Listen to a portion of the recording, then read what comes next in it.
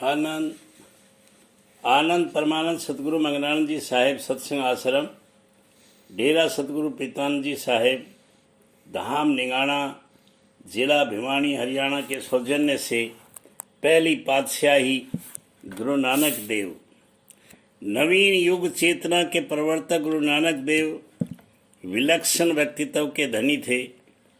वे एक महान संत, निष्ठावान साधक, क्रांतिदर्शी समाज सुधारक, प्रगतिशील पंथ प्रवर्तक तथा मानवतावादी गहन चिंतक थे। मध्य युग से पहले गुरु नानक संभवतः अकेले धर्मगुरु थे, जिन्होंने उस युग के राजनीतिक आतंकवाद, अत्याचार, हिंसा और दमन के प्रति अपना असंतोष व्यक्त किया था। वह मुगल बादशाह बाबर का युग था। उसमें बाबर द्वारा एमनाबाद पर आक्रमण के अवसर पर जो हिंसा और अत्याचार हुए, इनके प्रति गुरु नानक ने तीखा रोष प्रकट किया और उन निर्दयी तथा नरसंस शासकों की तुलना सिंह कुत्तों की और कसाईयों से की। राजे सिंह मुकदम कुत्ते, जाई जगान बैठे सूते, चाकर नेंदा पाने घाऊ, रतु पितो कुत्ते को चाटी जाऊ, काल का कली का तीराज कसाई। नई राजनीतिक चेतना का घोष करके उन्होंने तत्कालीन भारतीय जनमानस में एक नई शक्ति भर दी। इसलिए गुरु नानक को युग प्रवर्तक, लोक नायक की संज्ञा दी गई। वे समाज, धर्म और राजनीतिक व्यवस्था के प्रति पूरी तरह से जागरूक थे। किसी भी तरह की विसंगति उन्हें मान्य नहीं थी। भारतीय अस्मिता की सही पहचान के लिए उनकी वाणी सदैव मुख रहती थी। सभी वर्गों की समानता, एकता, सदाशयता और सामाजिक न्यायप्रियता के वे कट्टर समर्थक थे। गुरु नानक का हृदय दलितों के प्रति सदैव द्रवित रहता था। शोषण के प्रति उनका विरोध स्पष्ट रूप से उभर कर सामने आता था। नानक तो उनके साथ खड़ा होता दे था जो नीचों से भी अधिक नीच है, बड़ों से उसका क्या वास्ता। नीचा अंदर नीच जाति, नीचा हुअति नीच, नानक तिनके संग साथ, वड़िया सौ क्या रीस। गुरु नानक की मान्यता थी कि धनी वर्ग की रोटियों में उनके द्वारा पीड़ित हुए दलितों का रक्त रहता तथा दोनों द्वारा अर्जित श्रम की रोटियों में दूध होता है। दूसरों के अधिकार को मारना हिंदुओं के लिए गाय का मांस खाना और मुसलमानों के लिए सूअर के मांस खाना के समान है। अपने युग की पाखंडपूर्ण साधनाओं तथा आडंबरों से भरे कर्म कांडों का उन्होंने भरपूर विरोध किया था। उस युग में प्रचलित विभिन्न धर्मों, संप्रदायों, मतांतरों और साधना पद्धतियों के झूठे स्वरूप पर प्रहार करते हुए उन्होंने जनमानस को सत्य का मार्ग दिखाने का भरसक प्रयत्न किया था। उस काल में ब्राह्मणों के स्वार्थी कर्म कांडों से सारा जनमानस अंधविश्वास से भरा पड़ा था। ब्राह्मणों के इन कर्म कांडों का विरोध करने के लिए ही उन्होंने एक नया पंथ चलाया। ये पंथ ही आज सिख पंथ के नाम से जाना जाता है।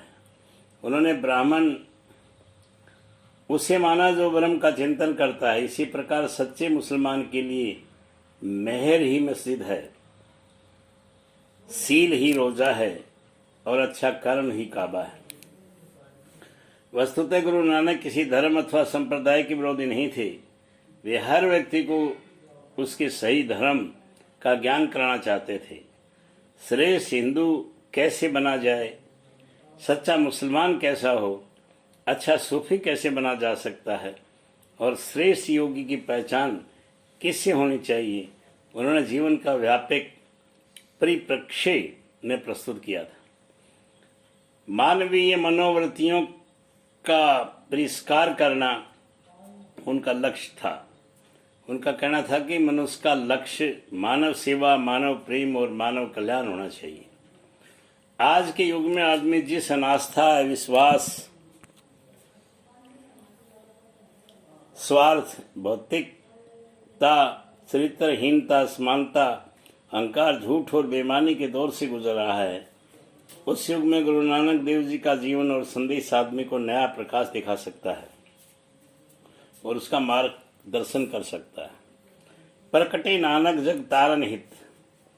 15 अप्रैल 1469 को गुरु नानक का जन्म तलवंडी के प्रधान पटवारी मेहता कालू राय बेदी के यहाँ हुआ था। मेहता कालू राय बेदी तलवंडी के शासक राय बुलार के प्रधान पटवारी थे और उनके खास विश्वास पात्र थे। उनके घर में किसी तरह का अभाव नहीं था। ये वह युग था जबकि भारत में अज्ञान का अंधकार सर्वत्र फैला हुआ था। मुसलमान शासकों के जुल्मों से भारत की हिंदू जनता त्राही त्राही कर रही थी। धार्मिक आस्थाएं टूट रही थी, समाज बिखर रहा था और सर्वत्र अन्याय का बोलबाला था। हिंदुओं को जबरन मुसलमान बनाया जा रहा था और इस्लाम की जड़ें मजबूती से जमाई जा रही थी। ऐसे समय में गुरु नानक जनोद्धार के लिए अवतार लेकर इस धरती पर आए थे। नानक की माता का नाम माता तृप्ता था। वे एक धार्मिक महिला थी और निर्धनों के प्रति उनके मन में बड़ी दया भाव रहता था। नानक के जन्म से पहले माता तृप्ता ने एक पुत्री को जन्म दिया था। उसका नाम नानकी था। बहन की वजह से ही नानक उनका नाम पड़ा था, जबकि बहन का नाम नानकी उसके ननिहाल में रहने के कारण पड़ा था। नानक का जन्म जिस नगर में हुआ था उसे पहले राय भोई की तलवंडी कहा जाता था, लेकिन बाद में गुरु नानक की जन्मस्थली होने के कारण उसका नाम ननकाना साहिब पड़ गया। नानक के जन्म पर विद्वान पंडित गोपाल दास की भविष्यवाणी करते हुए कहा था कि यह बालक ईश्वर का अवतार है जो जगत के कल्याण हेतु पृथ्वी पर आया है।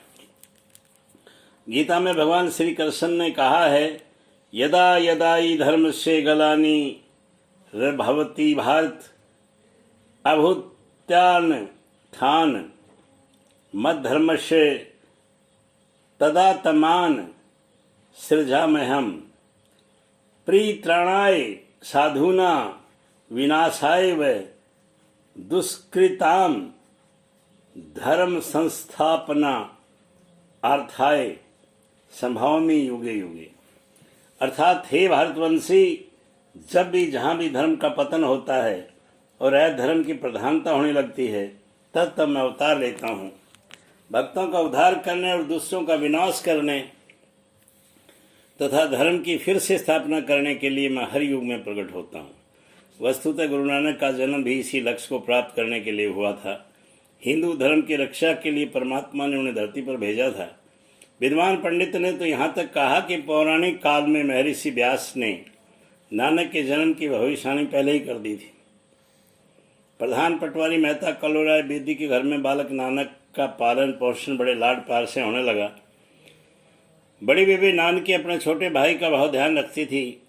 दोनों भाई बहनों में बड़ा स्नेह था। वह नानक को खिलाने के लिए अपने साथ ले जाया करती थी। आसपास के बच्चे दोनों भाई बहन के साथ खेलने आ जाते और परस्पर बड़े प्रेम भाव से व्यवहार करते। बचपन से ही सत करतार का मधुर वचन प्राय नानक जी के मुख से निकला करता था, जिसका भाव था परमात्मा जिसमें हम जन्म दिया है सच्चा है और बाकी सब झूठ है। नानक जब 5 वर्ष की उम्र के हुए तो उनके पिता ने पंडित गोपाल दास पोदे के यहाँ विद्या प्राप्त करने के लिए भेजा।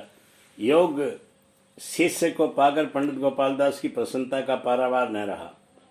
पंडित जी ने बड़े मनोयोग से नानक को पढ़ाने लगे। बालक नानक भी पंडित जी से शिक्षा प्राप्त करते रहे। एक दिन पंडित जी ने नानक से ओम शब्द का उच्चारण करने के लिए कहा।